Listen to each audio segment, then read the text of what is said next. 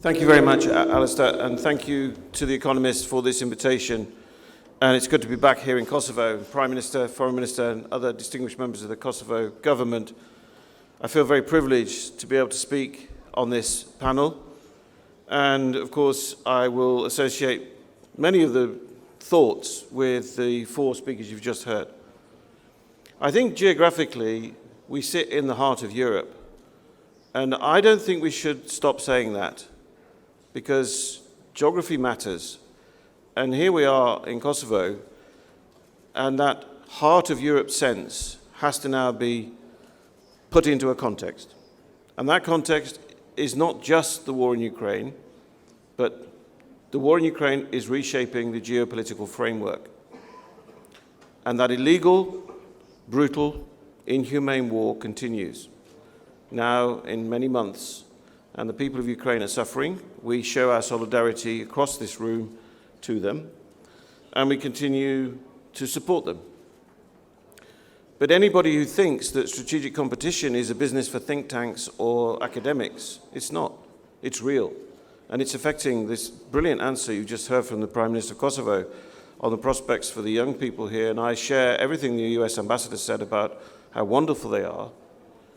They need that better future in the face of this geostrategic competition.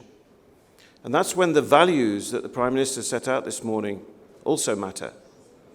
The democratic processes, the anti-corruption that requires, and the bravery, Mr. Prime Minister, you've shown. The rule of law that requires change across the region in many countries. And of course, regional cooperation. And if I had an initial thought for this setting, where the wonderful work The Economist does worldwide brings that thought of economics and companies, small, medium, and large. And I really mean the small, medium, and large, not just big corporations. Because ideas that drive the future economy will not just come from huge labs in California and huge corporations. So we need to bring all of that together.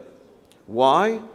Because since the Euro-Atlantic journey, which I believe in and my government believes in, started, the alternative view, let's call it that, the toxic, hollow offer from Russia, the mercantilist ideas of China, which are on China's terms, as the recent Congress has just demonstrated, that narrative means we must not be complacent and think that the journey that we're on is going to last forever.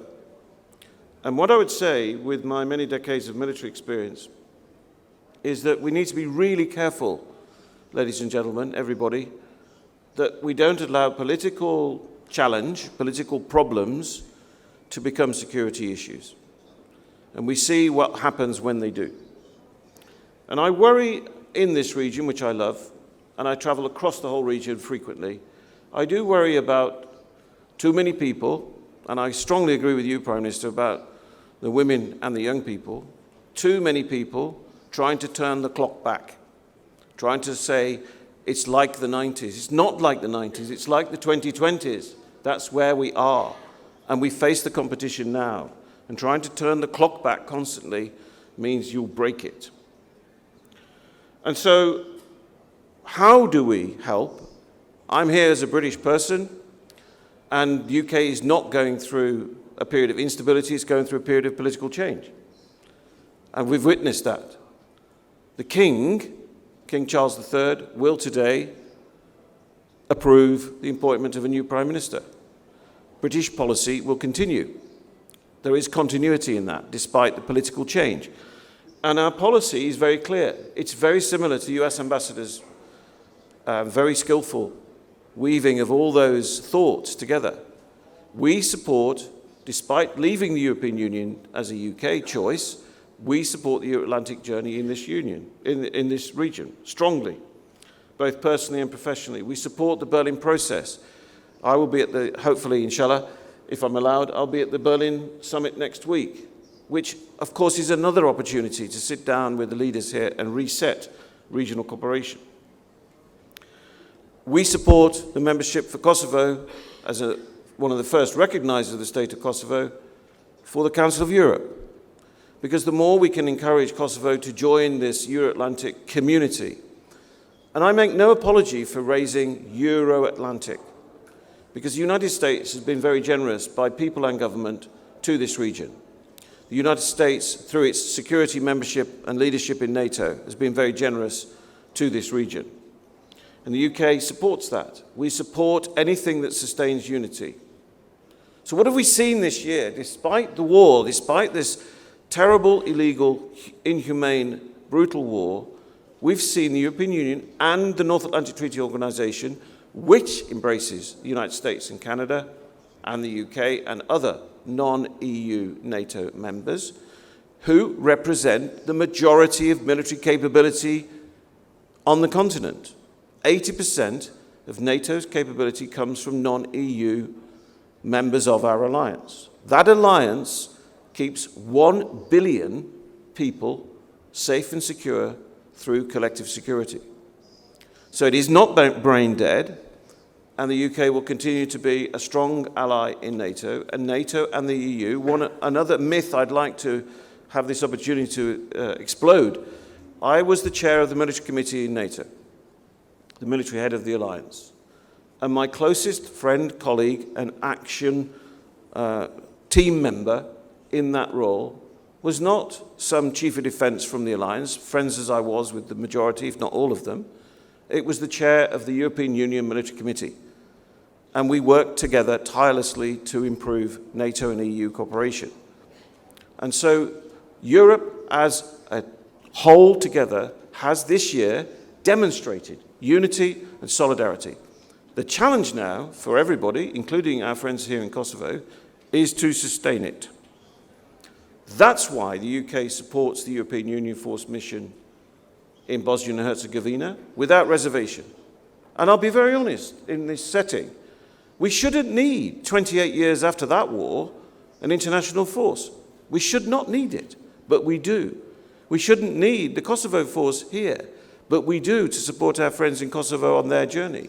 And the UK will continue to support those missions, both with troops and support, and also with command and control. Why do we do that? Because I think this forum can also be permitted to help us all together set the conditions for reconciliation. If turning the clocks back is a bad idea, a good idea is setting the conditions for reconciliation. I think the Prime Minister of Kosovo has helped us to do that in his speech today. We also have to work together with industry, with partners, with young people with good ideas to reduce the energy dependence on Russia.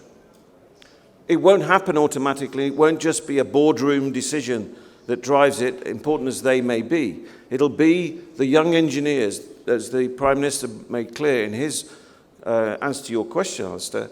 It'll be those young people who come up with the ideas to connect the electricity grids, to enable renewable energy to be delivered more quickly, to reduce the dependence on the old forms of power generation, because we need it now, just as we need power for military affairs in the future, which is not reliant on fossil fuel. All this matters. The UK will continue to support the region with up to £100 million in ready investment through British Investment International and the UK Export Finance model. And if we don't do any of that with our United States friends and friends in NATO, then of course the region will look for alternatives, and that's why it's so vital.